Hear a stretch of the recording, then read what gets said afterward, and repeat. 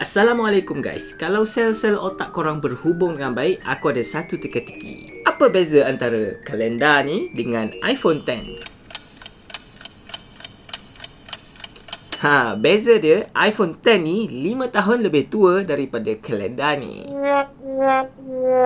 Jadi persoalannya, adakah iPhone X ini masih lagi relevan macam kalender ini pada tahun ini? Banyaknya ini. Aku Syazah dari Mona Lisa dan ketahui jawapannya selepas ini.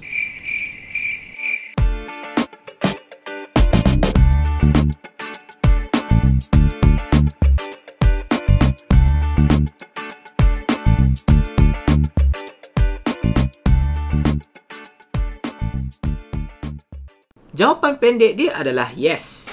Manakala jawapan panjang dia pula adalah yes. Okay, let me show you why. Aku mulakan dengan design. iPhone X ini ataupun iPhone X adalah iPhone pertama yang Apple design tanpa home button di bahagian display. Maksudnya semua skrin.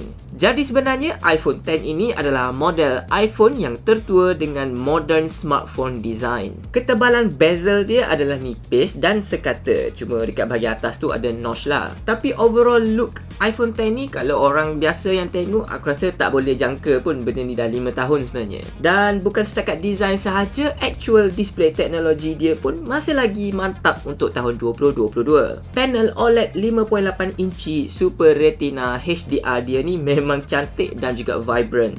Just for comparison, Samsung Galaxy S21 yang baru dirilis tahun lepas, dia punya display PPI lagi rendah daripada display iPhone X ni. Dan aku berani cakap, kalau korang tenung lama-lama sekuat mana pun dekat display dia ni, korang tak akan nampak individual pixel. Believe me, I tried. Sampai dah nak naik juling mata aku. Next adalah kamera. Dekat bahagian belakang ni ada 2 biji kamera, iaitu wide angle dan juga telephoto. Dan bagi aku, gandingan antara kedua-dua kamera ni memang masih lagi perfect untuk social media. Wide angle shot dia memang sesuai untuk landscape dan juga architecture, manakala telephoto dia sesuai untuk portrait. Camera control dan setting yang simple juga adalah mesra dengan average consumer. Check out gambar-gambar dan video yang aku ambil dengan iPhone X ini.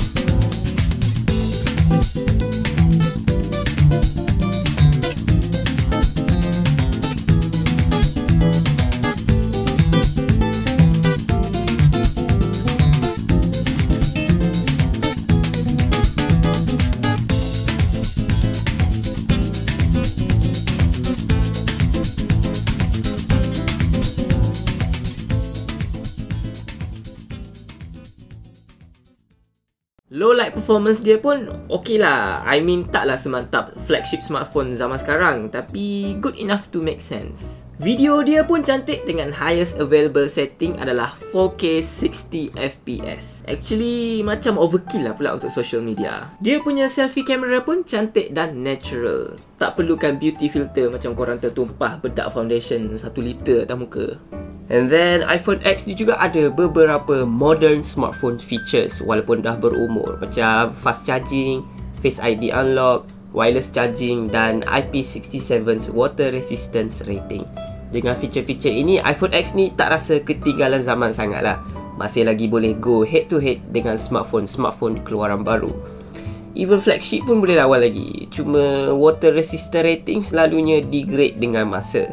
So kalau dah handset 5 tahun, aku dah tak percaya sangat lah IP rating. Jadi janganlah cuba celup dalam air.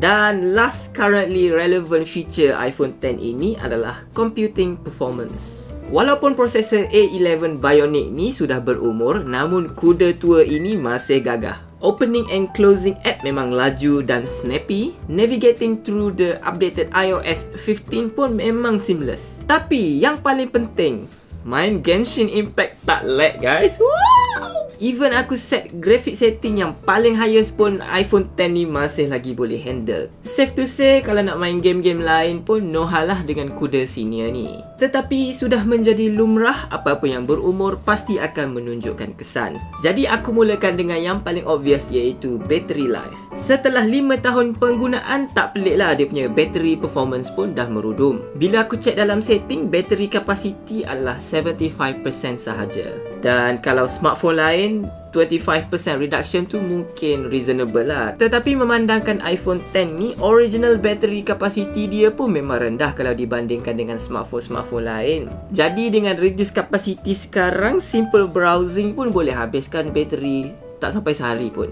Next kelemahan dia adalah size. Memandangkan iPhone X ini datang dari generasi smartphone yang lama, saiz dia kalau nak dibandingkan dengan average size smartphone zaman sekarang memang kecil lah. Akibatnya semua benda rasa sempit. Keyboard dia sempit, boleh buat banyak typo. Then bila tengok Netflix, subtitle tu dah makan 1/5 dah screen size kat bawah. Dan kalau nak buat kerja-kerja office dekat handset ni, memang rasa macam tak cukup tanah lah. And kelemahan terakhir adalah price. Masa rilis dulu-dulu, harga dia memang bangsawan lah, 4 hingga 5k. Jadi untuk handset yang dah berumur 5 tahun guys, aku tengok dalam carousel rata-rata iPhone X ni versi 64GB, harga dia around 1,300-1,500 ringgit lagi guys. Agak keras untuk handset yang umur dia dah 5 tahun. Tapi macam kata-kata member aku, seorang penggemar tegar Apple, you don't pay for the phone, you pay for the OS.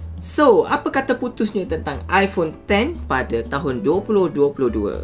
Kalau korang perlukan Apple ecosystem and then korang jumpa tawaran yang menarik, handset ni ada orang nak jual dalam sekitar RM1,000 dengan battery health yang reasonable, I'd say go for it. Sebab kena ingat, walaupun handset ni berumur 5 tahun, iPhone X ini once upon a time adalah flagship smartphone daripada Apple. Dan on certain things, boleh kalahkan majoriti smartphone lain yang dalam pasaran 5 years later.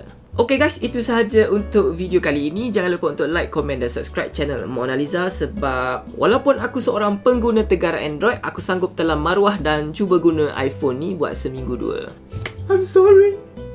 By the way, jangan lupa untuk klik butang loceng sebab Abah Cerah download tu ada upload video baru setiap hari di channel Mona Lisa untuk korang. Okay guys, Assalamualaikum dan adios.